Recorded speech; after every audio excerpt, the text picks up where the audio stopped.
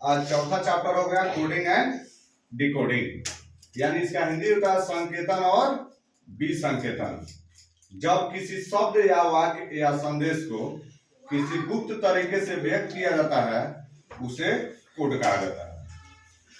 ठीक उसके विपरीत किसी गुप्त कोड को उसे वास्तविक अर्थ में व्यक्त किया जाता है उसे डिकोड कहा जाता है।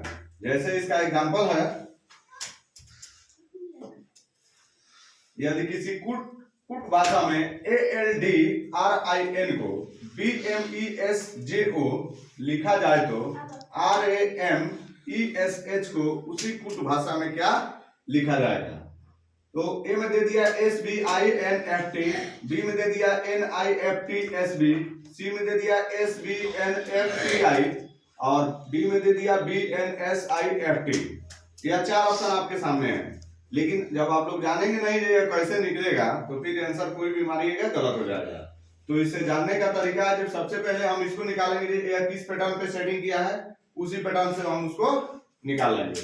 तो पहला जो हमारा दिया है जो ALDRIN को BMESJO कहते हैं, तो हमने क्या किया, ए को बी से कंबाइन कर दिया। तो देखा जो ए है उसमें एक जोड़ेंगे तो बी हो जाएगा, 2 हो जाएगा, तो 2 का मतलब कितना हो जाता है, बी हो जाता है। यानी फिर उसी तरह एल है, एल होता है 12 और एम होता है 13, एक एक पढ़ते जा रहा है, सब में प्लस एक एक हुआ है, उसका सामने उसका हुआ कोड है, यह कोड का वहां डिकोड दिया हुआ है। ठीक है, तो इसी तरीका से यहाँ हम RAMESH निकालेंगे और इसके सामने हम लिखना शुरू करेंगे 1 + 1 कर करके सबका। तो R में 1 प्लस किए तो क्या हो गया, S निकल गया, यानी R18 तो S19 होता है ना। yes, तो S19 हो गया।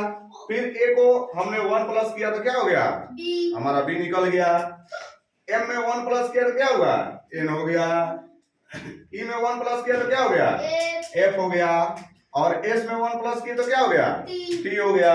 और H में 1 प्लस किए तो क्या हो गया, I हो गया। अब हम मिलाएंगे ये चारों में आपका आंसर कहाँ मिल रहा है, SBNFTI। देखिए हमारा पहला नहीं है, दूसरा नहीं है, तीसरा सी नंबर में SBNFTI दिया हुआ है, यानी हमारा करेक्ट आंसर क्या हो जाएगा, SBNFTI, जो कि हमारे सीरियल नंबर 3 में दिया हुआ है।